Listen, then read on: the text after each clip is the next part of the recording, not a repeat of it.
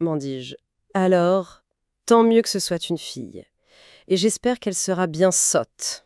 C'est ce qu'une jeune fille a le plus d'avantage à être dans ce monde, une jolie petite sotte. C'est glaçant, non? Ces mots sont prononcés par Daisy Buchanan, l'un des personnages principaux du livre, juste après avoir eu sa propre fille. C'est une phrase terrible. Elle révèle un cynisme, mais aussi une tristesse infinie. On sent une vie de désillusion derrière ça.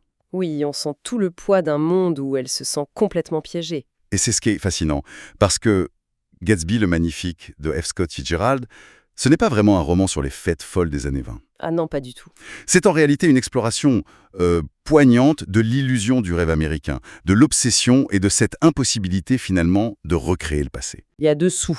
La vacuité, la solitude. Et même la cruauté. Aujourd'hui, on va décortiquer ensemble cette histoire, ces personnages qui sont d'une complexité folle et les thèmes si puissants qu'elle soulève. Tout à fait.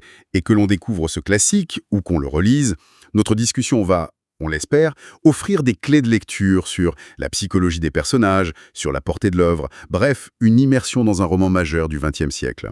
Alors, pour commencer, il faut planter le décor. L'histoire se déroule à l'été 1922, à Long Island, tout près de New York.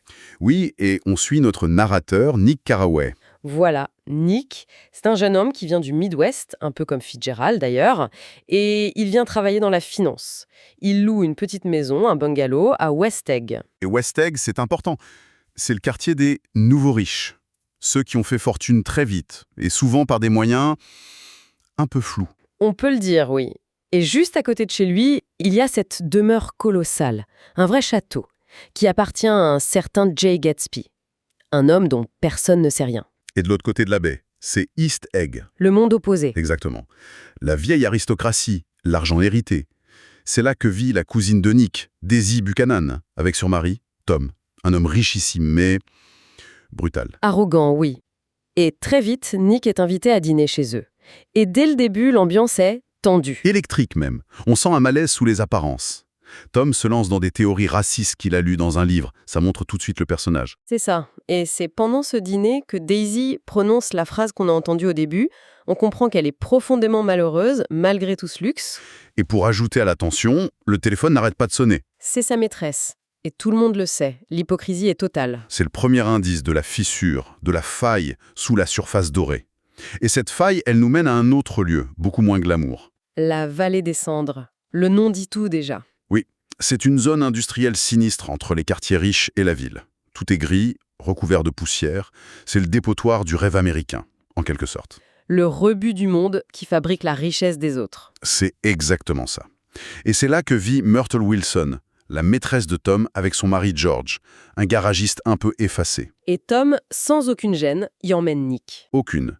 Il étale sa double vie. Il se retrouve dans un petit appartement à New York et la scène qui suit est assez vulgaire. Oui, l'alcool coule à flot, Myrtle se transforme, elle joue à la grande dame, c'est presque grotesque. Ça l'est.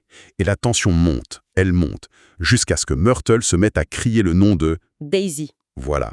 Et la réaction de Tom est immédiate. Violente. D'un revers de la main, il lui casse le nez. C'est une explosion de violence crue qui montre sa vraie nature. Dans son monde, les puissants font ce qu'ils veulent, sans conséquence. C'est ça qui est choquant. C'est terrifiant.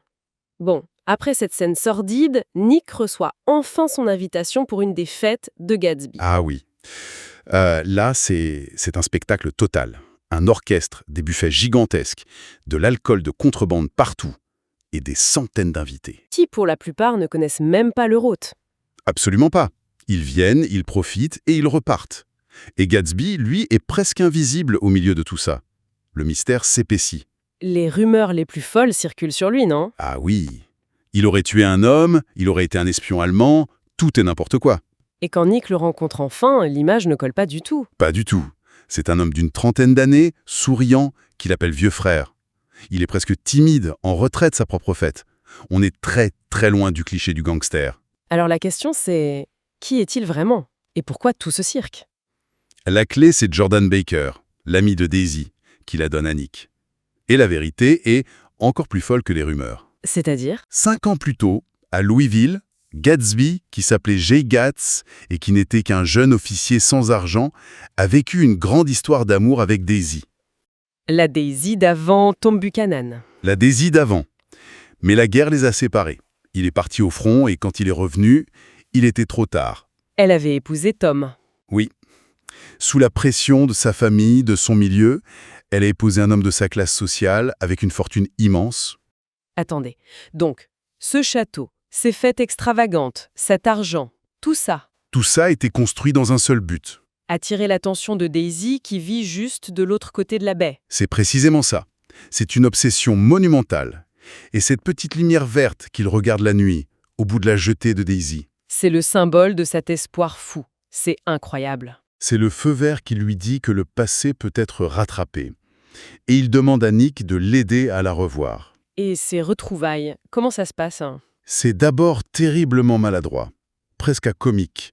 Gatsby, d'habitude si confiant, est nerveux, gauche, et puis l'émotion prend le dessus. Il lui fait visiter son château? Oui, il étale sa réussite, et ça culmine avec la fameuse scène des chemises. Ah oui, une scène mythique. Il vide ses placards et jette ses chemises de luxe devant elle. Des dizaines de chemises de soie, de lin, un tourbillon de couleurs.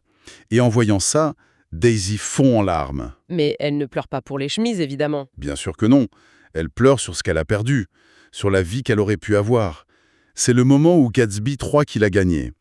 Il pense que son argent peut, littéralement, effacer le temps. Mais le passé, ça ne s'efface pas.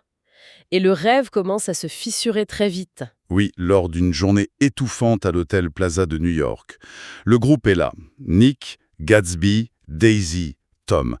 La tension est palpable. Et Tom décide de passer à l'attaque. Il le confronte.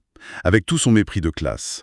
Il révèle que l'argent de Gatsby vient de la contrebande, d'activités illégales. Il essaie de le détruire socialement. Et Gatsby, de son côté, lui demande l'impossible. Il exige que Daisy dise à Tom qu'elle ne l'a jamais aimé. Jamais. C'est trop.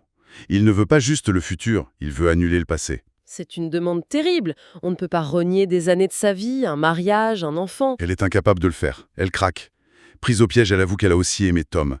Et à ce moment précis, le rêve de Gatsby se brise. C'est fini. Et la tragédie arrive juste après, sur le chemin du retour. Ouais. Daisy, complètement bouleversée, prend le volant de la voiture de Gatsby. En passant devant le garage des Wilson, Myrtle se jette sur la route. Elle croit que c'est Tom dans la voiture. Exactement. Et Daisy la percute. Elle la tue sur le coup. Et Gatsby, immédiatement, Il prend tout sur lui. C'est son dernier geste. Il dit que c'est lui qui conduisait. Il est prêt à tout pour la protéger, pour protéger ce qui reste de son rêve en ruine. pendant ce temps, George Wilson, le mari de Myrtle, est anéanti. Et c'est là que Tom Buchanan commet son acte le plus lâche. Le plus cruel. Il voit l'occasion parfaite de se débarrasser de Gatsby. Il laisse entendre à Wilson que le propriétaire de la voiture jaune était l'amant de sa femme, et donc son meurtrier. Il se sert de la douleur de cet homme comme d'une arme. C'est ça. Il détourne la vengeance sur Gatsby, et il s'en lave les mains. Le dénouement est donc... Le lendemain, George Wilson, armé, retrouve Gatsby dans sa piscine. Il attendait un appel de Daisy, un appel qui n'est jamais venu. Wilson l'abat et se suicide. C'est une fin tellement solitaire pour un homme qui recevait des centaines de personnes. Et après sa mort, c'est le vide. Le monde qu'il a créé s'évapore. Daisy et Tom partent, sans laisser un mot. Personne ne vient à son enterrement. Ou presque personne. Il y a Nick. Nick, oui, son père, et un personnage étrange, l'homme aux lunettes de hibou, rencontré dans la bibliothèque. Le père de Gatsby, un homme simple, montre à Nick un vieux livre d'enfant de son fils. Avec son emploi du temps? Un emploi du temps strict et une liste de résolutions pour s'améliorer. C'est un détail poignant. Ça nous ramène à la source de son ambition. Exactement, au râle américain originel, celui du travail, de l'effort, avant qu'il ne soit corrompu par son obsession pour Daisy. Finalement, la chute de Gatsby, ce n'est pas que l'histoire d'un homme. Non, c'est la chute d'un mythe. Fitzgerald critique violemment cette idée qu'on peut se réinventer de zéro en Amérique, que l'argent peut tout acheter. Les barrières de classe incarnées par Tom et Daisy sont infranchissables. Gatsby est mort en regardant cette lumière verte, en croyant toujours au futur. Mais le livre nous laisse avec une question bien plus troublante, je trouve. Si son rêve était une illusion, que reste-t-il des nôtres? Livre des bateaux qui luttent à contre-courant sans cesse ramenés vers le passé. C'est peut-être ça la question la plus intemporelle que cette œuvre nous pose. Et c'est pour ça qu'elle nous parle encore si fort, un siècle plus tard.